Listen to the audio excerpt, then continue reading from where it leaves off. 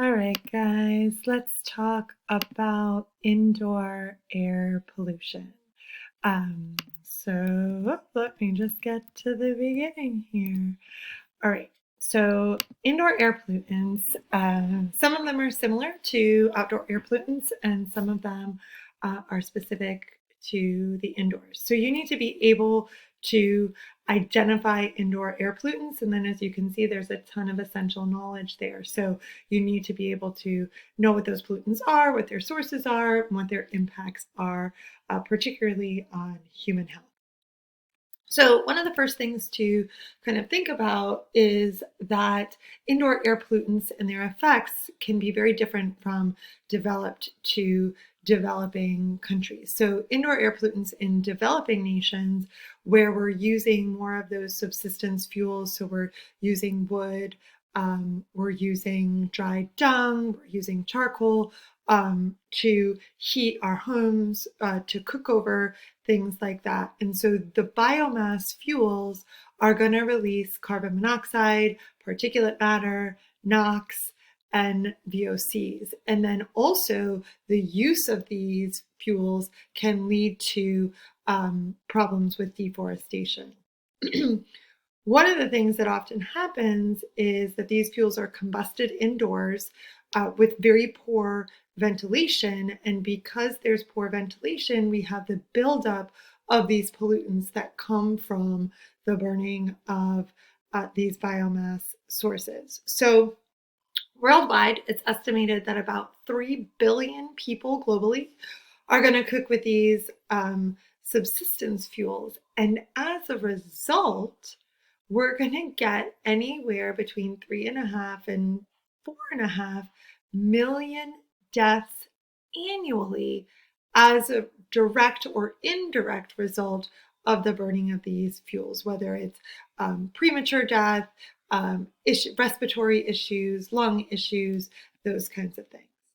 Whereas in developed nations, we're using more commercial fuels. We're using our fossil fuels that are being supplied by utilities as our main source. And so we're typically burning these in well ventilated, sealed off furnaces, stoves, things like that.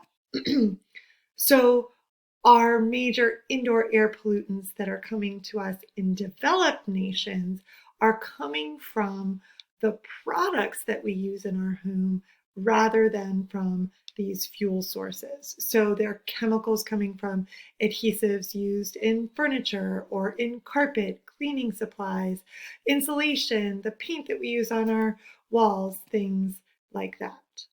So the first two that I want to talk about are particulate matter, which we've talked a bit about already, and asbestos. So particulates are very common indoor air pollutants, right? If somebody's smoking indoors, whether that's cigarettes or combustion of biomass, you're going to get particulates in the air. You've got dust. If you don't have dust in your house, congratulations, that's amazing. But we also have asbestos. Okay, asbestos is commonly was used in insulation. It's got a high heat holding capacity, and so we mixed it, these long silicate particles mixed in with insulation in homes to keep the cold air in the summer and the hot air in the winter. But we have since discovered that asbestos has a very strong link to lung cancer and asbestosis. So we phased out the use of asbestos. However, if your home is older or if the building is older, it's likely that asbestos still remains in these older buildings. It's not being put into new construction or new homes. And it's really not dangerous until that insulation gets disturbed. So it's totally fine until that old building gets renovated. And then once it's disturbed, those asbestos particles become airborne and then they can enter the respiratory tract of people. And so the removal of asbestos needs to be done by trained professionals that are kind of come in with respirators and kind of biohazard suits to remove it from the area, and then they're going to seal off the area as they do it. So it's a big business and an important job to safely remove asbestos from these old buildings.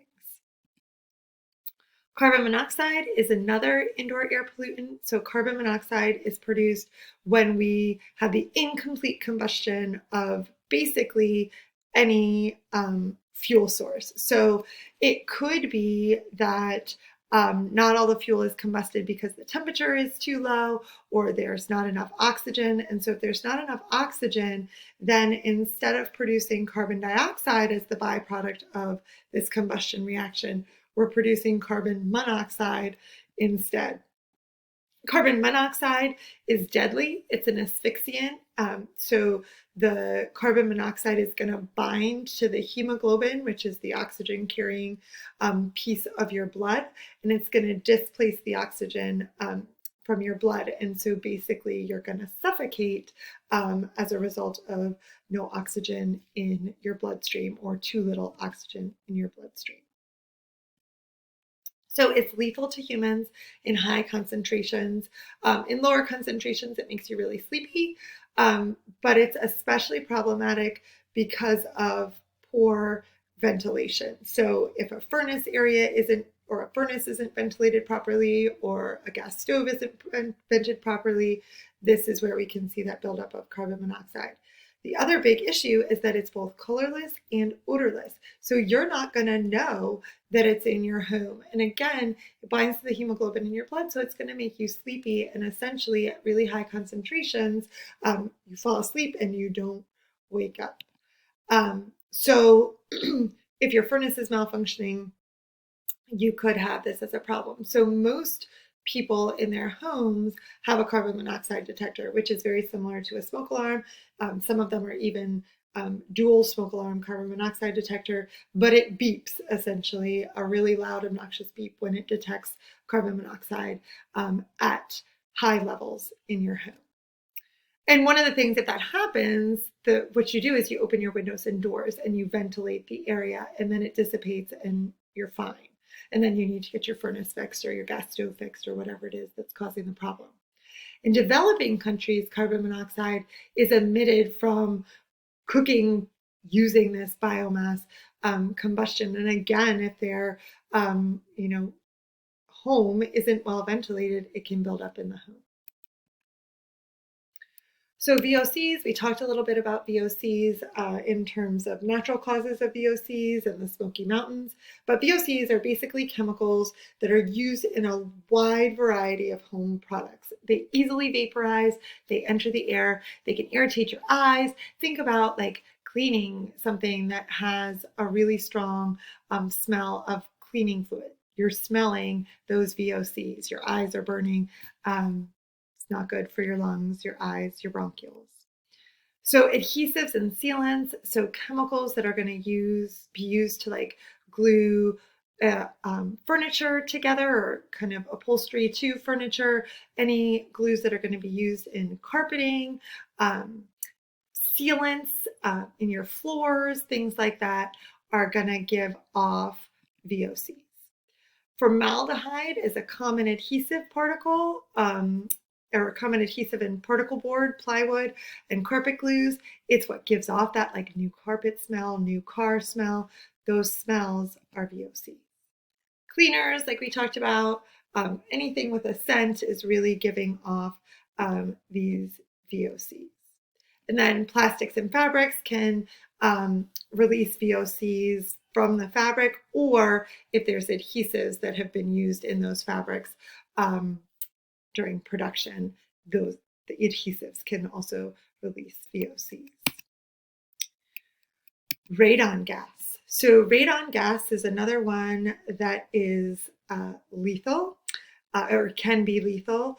So it's a radioactive gas that is released naturally by the decay of uranium. So naturally occurring uranium, which is found in rocks, typically granite. So in some places in the country, like New Hampshire, has a whole bunch of granite. Places out west have, the bedrock is granite. And so as a result of that, can be high levels of radon gas in those areas. So out in the world, it's not really a big problem because it's being diluted by all the atmospheric gases. But in your home, it's oftentimes entering through cracks in your foundation, and then it disperses up from your basement throughout your home.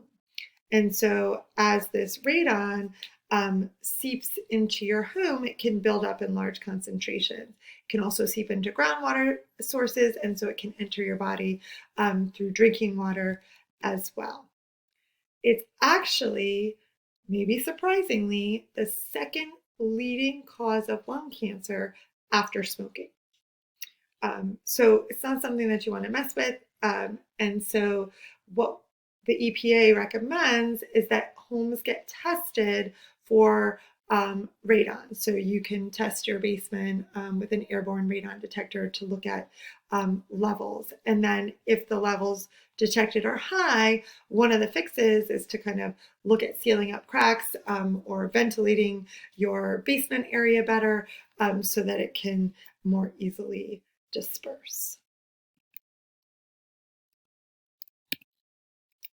So dust and mold, naturally occurring, but they are indoor air pollutants that can worsen asthma, bronchitis, COPD, emphysema, all those problems kind of with the respiratory tract can be exacerbated by dust and mold. So dust is naturally settling in homes, especially if you have a forced air system for heating and cooling your home. That blowing of the air around your home moves those dust particles around, and then they can enter your respiratory tract.